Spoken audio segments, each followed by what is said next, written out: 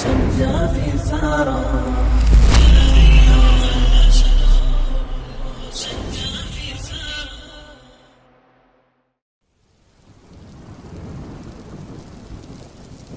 ولقد بعثنا في كل أمة رسولا أن اعبدوا الله واجتنبوا الطاغوت الحمد لله نحمده ونستعينه ونستغفره ونعوذ بالله من شرور أنفسنا وصلى الله وسلم على نبينا محمد وعلى آله وصحبه أجمعين أما بعد গত পর্বে আমরা আলোচনা করেছিলাম বালা মুসিবত দূর করা অথবা প্রতিরোধ করার উদ্দেশ্যে রিং তাগা ইত্যাদি পরিধান করা শিরক। 2 ঝাড়ফুঁক ও তাবিজ কবচ প্রসঙ্গে। 3 যে ব্যক্তি কোনো গাছ পাথর প্রভৃতি দ্বারা বারাকা অর্জন করতে চায়। এই 3টি বিষয় নিয়ে গত পর্বে আমরা আলোচনা করেছিলাম। আর এই পর্বে আমরা আলোচনা করব আরও 3টি অধ্যায় নিয়ে। 1 আল্লাহ ছাড়া অন্যের নামে জবাহ করা। 2 যে স্থানে গায়রুল্লাহর উদ্দেশ্যে পশু জবাহ করা হয় সেই স্থানে আল্লাহর উদ্দেশ্যে জবাহ করা শরীয়তসম্মত নয়। 3 আল্লাহ ব্যতীত অন্য কারোর উদ্দেশ্যে মানত করা শিরক।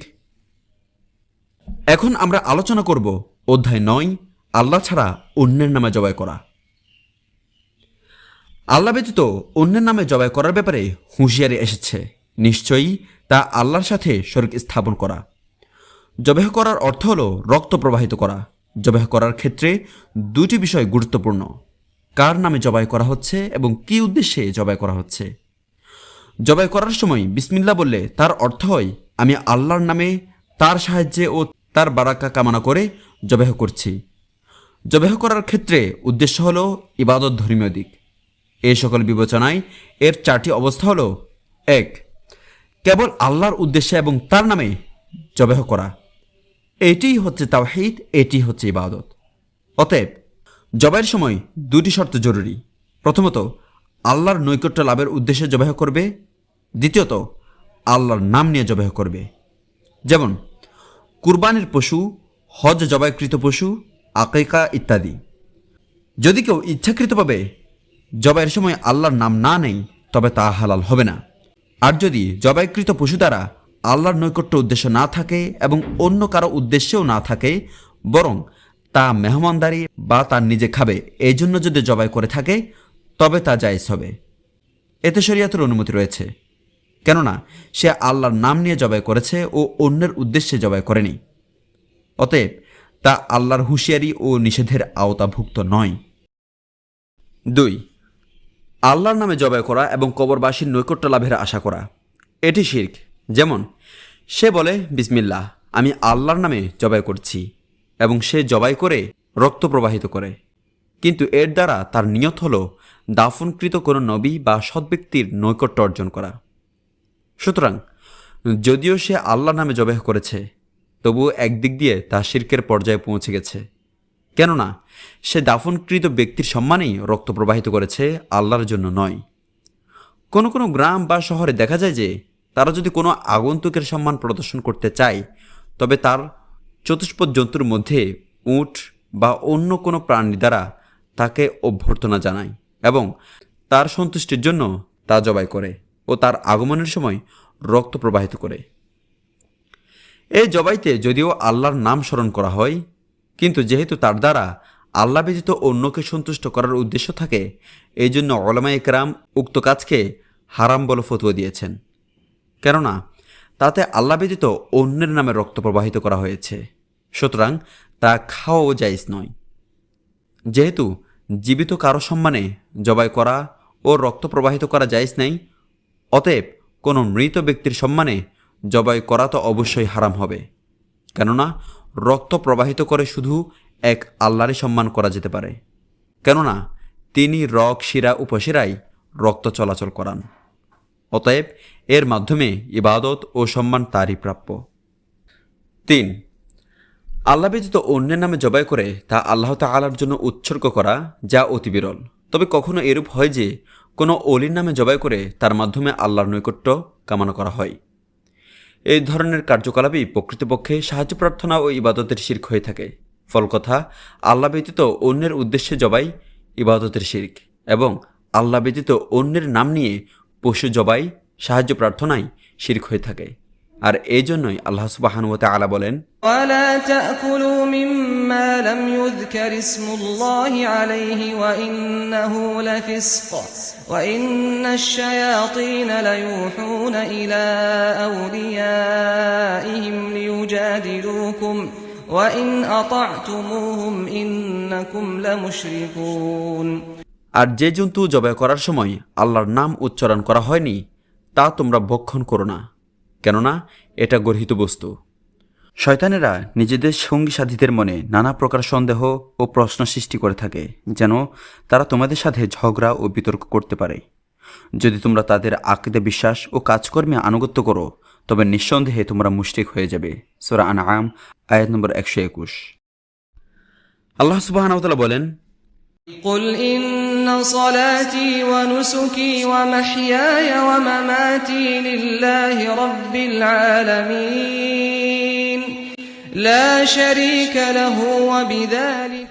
আপনি বলুন, আমার সলাত, আমার কুরবানি, আমার জীবন ও আমার মরণ সবই আল্লাহ সুবহানাহু ওয়া তাআলার জন্য নিবেদিত, যার কোনো শরীক নেই। সূরা আনআম আয়াত নম্বর 162।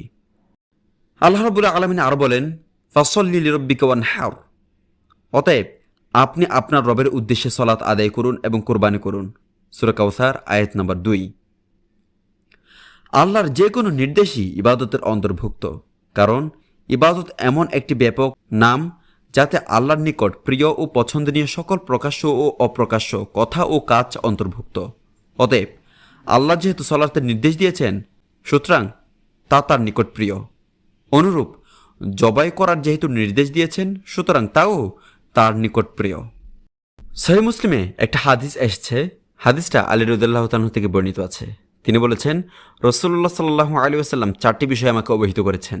1, যে ব্যক্তি গায়রুল্লাহর উদ্দেশ্যে পশু জবাই করে তার উপর আল্লাহর লানত। 2, যে ব্যক্তি নিজ পিতামাতাকে অভিশাপ দেয় তার উপর আল্লাহর লানত। 3, যে ব্যক্তি কোনো বিদআতকে আশ্রয় দেয় তার উপর আল্লাহর লানত। 4, যে ব্যক্তি জমির সীমানা চিহ্ন পরিবর্তন করে তার উপর আল্লাহর লানত।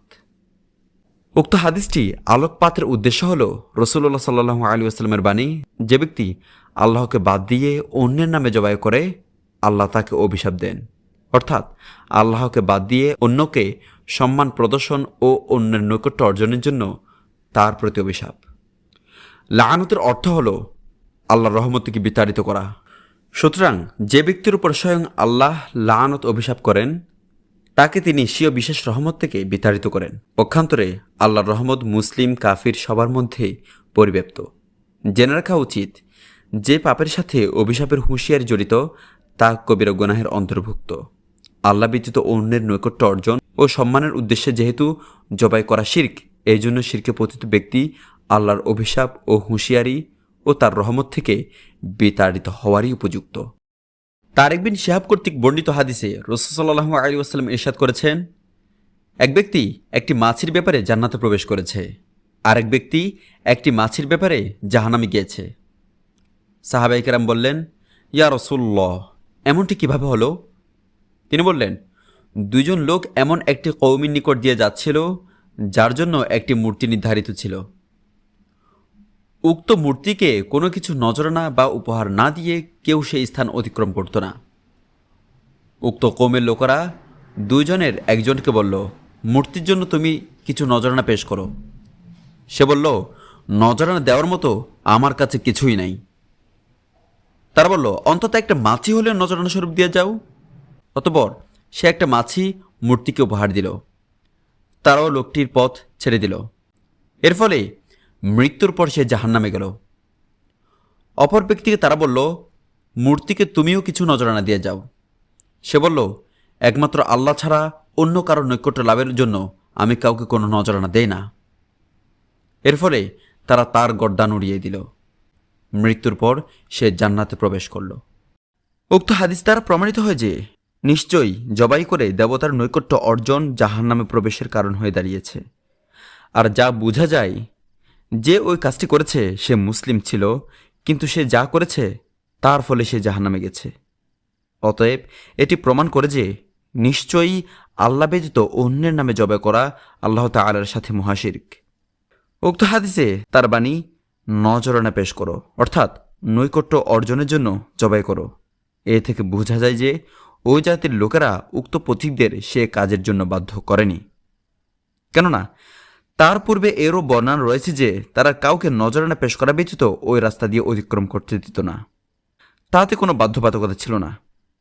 অতএব সে যদি চাইতো তবে বলতে পারত, যেখান থেকে আমি এসেছি সেখানে ফিরে যাব। তবে যদি বলা হয় তার নজরানা পেশ না করার কারণে হত্যার হুমকি দিয়েছিল, এই জন্য সে ওই কাজ করার জন্য বাধ্য ছিল, আর বাধ্যকর অবস্থায় কোনো কিছু ধর্তব্য নয়, এর উত্তর হলো এই ঘটনা ছিল আমাদের পূর্ববর্তী উম্মতের। বাধ্যকর অবস্থায় কুফরি কালাম বা কুফরি কর্ম ঈমানের স্থিতিশীলতা ও দৃঢ়তার সাথে জায়েজ হওয়া এই উম্মতের জন্য খাস, পূর্ববর্তী উম্মতের জন্য এর বৈধতা ছিল না। এই অধ্যায় থেকে আমরা যেই বিষয়গুলো শিখলাম: 1. প্রথম অভিশপ্ত ব্যক্তি হচ্ছে গায়রুল্লাহর উদ্দেশ্যে পশু জবাইকারী। 2. যে ব্যক্তি নিজ পিতামাতাকে অভিশাপ দেয় তার উপর আল্লাহ লানত। এর মধ্যে এ কথাও নিহিত আছে যে তুমি কোনো ব্যক্তির পিতামাতাকে অভিশাপ দিলে সেও তোমার পিতামাতাকে অভিশাপ দেবে। 3. যে ব্যক্তি বিদআতকে আশ্রয় দেয় তার উপর আল্লাহ লানত। বিদআতি হচ্ছে ওই ব্যক্তি যে দ্বীনের মধ্যে এমন কোনো নতুন বিষয় আবিষ্কার বা উদ্ভাবন করে যাতে আল্লাহর হক ওয়াজিব হয়ে যায়। 4. যে ব্যক্তি জমির সীমানা বা চিহ্ন পরিবর্তন করে তার উপর আল্লাহ লানত। এটা এমন চিহ্নিত সীমানা যা তোমার এবং তোমার প্রতিবেশীর জমির অধিকারের মধ্যে পার্থক্য নির্ণয় করে। এটা পরিবর্তনের অর্থ হচ্ছে তার নির্ধারিত স্থান থেকে সীমানা এগিয়ে আনা অথবা পিছনে নিয়ে যাওয়া। 5. নির্দিষ্ট ব্যক্তির উপর লানত এবং সাধারণভাবে পাপীদের উপর লানতের মধ্যে পার্থক্য। 6. এই গুরুত্বপূর্ণ কাহিনীটি মাছির কাহিনী হিসেবে পরিচিত। 7. তার জাহান্নামে প্রবেশ করার কারণ হচ্ছে ওই মাছি যা নজরানা হিসেবে মূর্তিকে দেওয়ার কোনো ইচ্ছা না থাকা সত্ত্বেও কওমের অনিষ্টতা হতে বাঁচার উদ্দেশ্যেই সে কাজটি করেছে। 8. যে ব্যক্তি জাহান্নামে গিয়েছে সে একজন মুসলমান, কারণ সে যদি কাফির হতো তাহলে এ কথা বলা হতো না একটি মাছির ব্যাপারে সে জাহান্নামে প্রবেশ করেছে, অর্থাৎ মাছি সংক্রান্ত শিরকি ঘটনার পূর্বে সে জান্নাতে যাওয়ার যোগ্য ছিল। 9. এতে সেই সহিহ হাদিসের পক্ষে সাক্ষ্য পাওয়া যায় যাতে বলা হয়েছে, জান্নাত তোমাদের কোনো ব্যক্তির কাছে তার জুতার ফিতার চেয়েও নিকটবর্তী, জাহান্নামও তদ্রূপ নিকটবর্তী। 10. এটা জেনে নেওয়া প্রয়োজন যে অন্তরের আমলই হচ্ছে মূল উদ্দেশ্য, এমনকি মূর্তি পূজারীদের কাছেও এ কথা স্বীকৃত।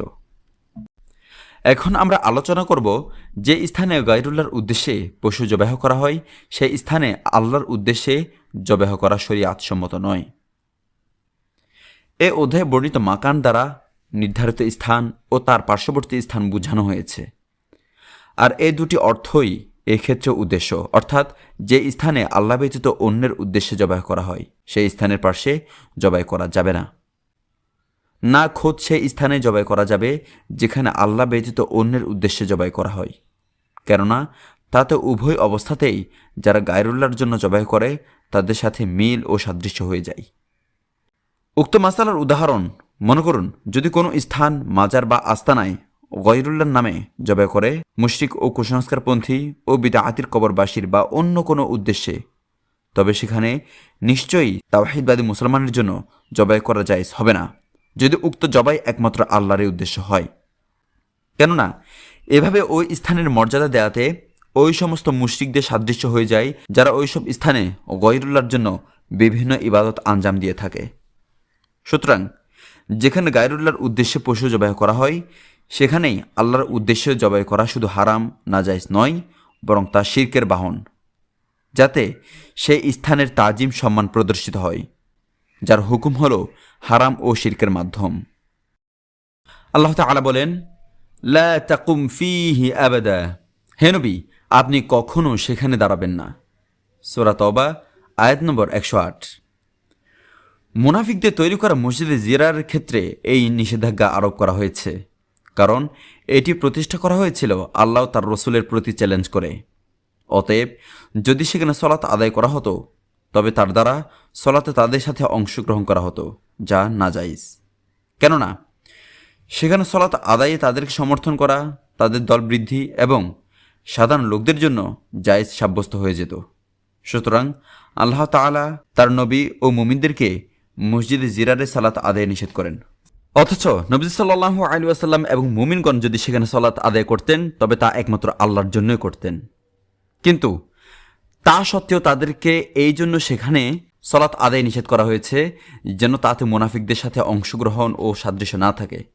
অনুরূপ যে স্থানে গায়রুল্লাহর জন্য পশু জবাই করা হয় সেখানে আল্লাহ তাআলার জন্য পশু জবাই জায়েজ নয়, যদিও তার দ্বারা একমাত্র আল্লাহর সন্তুষ্টি উদ্দেশ্য হয়, কেননা এর দ্বারা উক্ত স্থানের সম্মান ও মুশরিকদের সাথে সাদৃশ্য হয়ে যায়। সাহাবী সাবিন বিন আদ-দাহহাক রাদিয়াল্লাহু তাআলা থেকে বর্ণিত, তিনি বলেছেন, এক ব্যক্তি বুয়ানা নামক স্থানে একটি উট কুরবানি করার জন্য মানত করল। তখন রাসূল সাল্লাল্লাহু আলাইহি ওয়াসাল্লাম জিজ্ঞেস করলেন, সেই স্থানে কি এমন কোনো মূর্তি ছিল জাহেলি যুগে যার পূজা করা হতো? সাহাবায়ে কেরাম বললেন, না। তিনি বললেন, সেই স্থানে কি তাদের কোনো উৎসব বা মেলা অনুষ্ঠিত হতো? তারা বললেন, না। তখন রাসূলুল্লাহ সাল্লাল্লাহু আলাইহি ওয়াসাল্লাম বললেন, তুমি তোমার মানত পূর্ণ করো।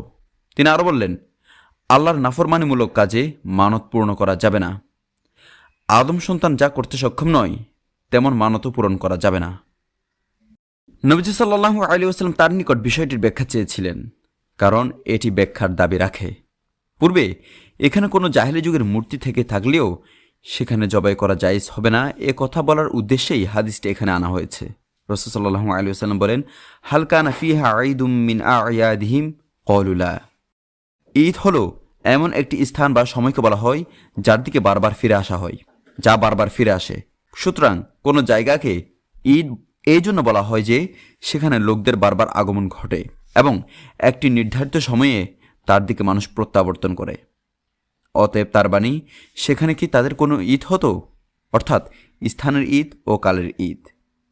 আর মুশরিকদের ঈদসমূহ চাই স্থানসূচক হোক বা কালসূচক, তাদের শিরকি ধর্মের উপরেই তার ভিত্তি হবে, অর্থাৎ তারা তাদের ঈদসমূহে শিরকি ইবাদতসমূহই পালন করে থাকবে এবং ওই সমস্ত জায়গায় যেখানে তারা অন্যান্য অনেক কাজ করে থাকে সেখানকার সবচেয়ে বড় কাজ হল গায়রুল্লাহর নৈকট্যের জন্য জবাই করা ও রক্ত প্রবাহিত করা। সুতরাং এ থেকে বোঝা যায় যে মুশরিকরা যেখানে গায়রুল্লাহর নৈকট্যের জন্য জবাই করে সেখানে তাদের সাথে শরিক হয়ে তাদের প্রকাশ্যে সাদৃশ্য গ্রহণ করা কোনো ক্রমে জায়েজ হবে না, যদিও সেখানে একমাত্র আল্লাহর নৈকট্যের জন্য হয়ে থাকে অথবা একমাত্র আল্লাহর সন্তুষ্টির জন্য সালাত আদায় করা হোক না কেন। নবী সাল্লাল্লাহু আলাইহি ওয়াসাল্লাম পরবর্তী প্রশ্ন করলেন, সেই স্থানে কি তাদের কোনো উৎসব বা মেলা অনুষ্ঠিত হয় কিনা অথবা হতো কিনা? তখন সাহাবে কেরাম বললেন, না। তখন নবীজি সাল্লাল্লাহু আলাইহি ওয়াসাল্লাম উক্ত সাহাবীকে বললেন, তোমার মানত পূর্ণ করো, কেননা আল্লাহর নাফরমানিতে কোনো মানত পূর্ণ করা যাবে না। উলামায়ে কেরাম বলেন, হাদিসের ফা ইন্নাহু এর ফা এ কথায় প্রমাণ বহন করে যে এ মানত পূর্ণ করার বৈধতার কারণ হলো এই মানতে আল্লাহর নাফরমানি নেই। আর নবী সাল্লাল্লাহু আলাইহি ওয়াসাল্লামের ওই ব্যক্তির নিকট থেকে ব্যাখ্যা ওই কথার প্রমাণ বহন করে যে যেখানে কোনো মূর্তি পূজা হয় অথবা মুশরিকদের কোনো ঈদ উৎসব হয় সেখানে আল্লাহর জন্য জবাই করাও আল্লাহর নাফরমানির অন্তর্ভুক্ত। এই অধ্যায় থেকে আমরা যে বিষয়গুলো শিখলাম: 1. লা তাকুম ফিহি আবাদা, এ আয়াতের তাফসির। 2. দুনিয়াতে যেমনিভাবে পাপের ক্ষতিকর প্রভাব পড়তে পারে তেমনিভাবে আল্লাহর আনুগত্যের কল্যাণময় প্রভাব পড়তে পারে। 3. মান্যতের মাধ্যমে কোনো স্থানকে খাস করা কোনো দোষের বিষয় নয় যদি তাতে শরিয়ার কোনো বাধা বিপত্তি না থাকে। 4. জাহেলি যুগের মূর্তি থাকলে তা দূর করার পরও সেখানে মানত করতে নিষেধ করা হয়েছে। 5. মুশরিকদের কোনো উৎসব বা মেলা কোনো স্থানে অনুষ্ঠিত হয়ে থাকলে তা বন্ধ হওয়ার পরও সেখানে মানত করা নিষিদ্ধ। 6. মুশরিকদের উৎসব স্থলে মানত করলে তা পূর্ণ করতে হবে না, কারণ তা অবাধ্যতার মানত। 7. মুশরিকদের উৎসব বা মেলার সাথে কোনো কাজ সাদৃশ্যপূর্ণ ও সামঞ্জস্যশীল হওয়ার ব্যাপারে খুব সাবধান থাকতে হবে। 8. পাপ কাজের কোনো মানত নেই। 9. যে বিষয়ের উপর আদম সন্তানের কোনো হাত নেই সে বিষয়ে মানত পুরা করা যাবে না। এখন আমরা আলোচনা করব অধ্যায় 11 নিয়ে। আর আলোচনার বিষয়বস্তু হলো আল্লাহ ব্যতীত অন্য কারোর উদ্দেশ্যে মানত করা শিরক। আল্লাহ তাআলা বলেন, ইউফুনা বিন নাযর, তারা মানত পূর্ণ করে। সূরা দাহর আয়াত নম্বর 7। এই আয়াতে আল্লাহ তাআলা মানত পূর্ণকারীদের প্রশংসা করেন। এতে প্রমাণিত হয় যে মানত শরীয়তসম্মত ও আল্লাহর প্রিয় ইবাদত। আর যেহেতু এটি ইবাদতের অন্তর্ভুক্ত, এজন্য তা গয়রুল্লাহর জন্য পালন করা মহা শিরক। আল্লাহ তাআলা আরো বলেন, আর তোমরা যা কিছুই খরচ করো আর যে কোনো মানতি করো আল্লাহ তাআলা জানেন। সূরা বাকারা আয়াত নম্বর 270। সেই বুখারীতে আয়েশা রাদিয়াল্লাহু তাআলা থেকে বর্ণিত আছে, রাসূলুল্লাহ সাল্লাল্লাহু আলাইহি ওয়াসাল্লাম বলেছেন, যে ব্যক্তি আল্লাহর আনুগত্যের কাজে মানত করে সে যেন তা পূরণ করার মাধ্যমে তার আনুগত্য করে, আর যে ব্যক্তি আল্লাহর নাফরমানিমূলক কাজে মানত করে সে যেন তার নাফরমানি না করে, অর্থাৎ মানত যেন পূরণ না করে। সেই বুখারী। এই হাদিসে জায়েজ মানত পূর্ণ করার নির্দেশ রয়েছে। এ থেকে বোঝা যায় এটি আল্লাহর প্রিয় ইবাদত, কেননা যা কিছু ওয়াজিব তাই ইবাদতের অন্তর্ভুক্ত, আর যা কিছু তার মাধ্যম সেগুলো ইবাদত, অতএব করার মাধ্যমও মানতের অন্তর্ভুক্ত। সুতরাং যদি মানতই না মানা হয় তবে পূর্ণই বা কী হবে? এই জন্য মানত পূর্ণ করা ওয়াজিব। মানুষ যেহেতু মানতের ইবাদতকে নিজেই নিজের জন্য অপরিহার্য করেছে, রাসূলুল্লাহ সাল্লাল্লাহু আলাইহি ওয়াসাল্লাম বলেছেন, যে ব্যক্তি আল্লাহর নাফরমানির মানত করবে সে যেন তার নাফরমানি না করে।